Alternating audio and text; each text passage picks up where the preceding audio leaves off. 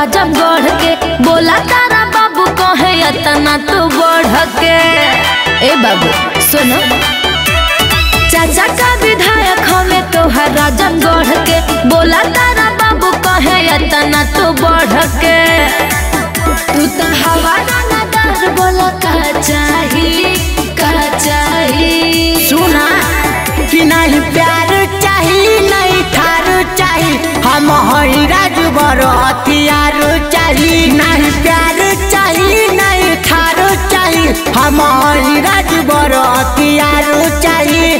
सचो? अरे हाँ हो करे जा।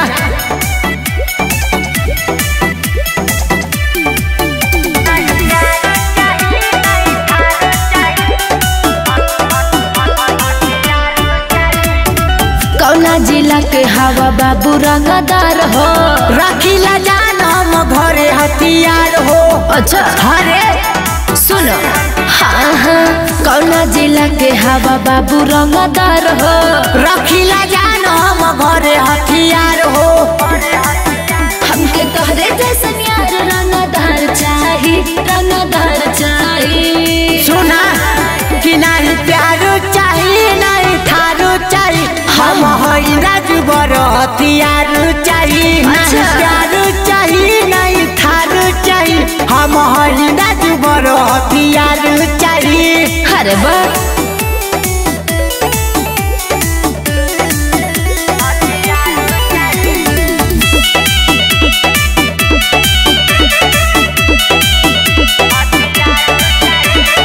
विशाल बेदर्दी को बोला कौन रोक दी, राइटर आदित्य बेटा में गोली ठोक दी। अच्छा सुनो, बोला विशाल बेदर्दी को बोला कौन रोक दी, राइटर आदित्य बेटा में गोली ठोक दी।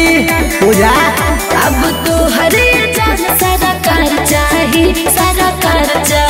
अरे वाह कि नहीं प्यार चाहिए नहीं थार चाहिए, हम हई राजबर हथियार चाहिए। नहीं प्यार चाहिए नहीं थार चाहिए, हम हई राजबर हथियार चाहिए। ठीक भाई बाबू। अरे मुकेश जिगर का सपोर्ट है रे पगली।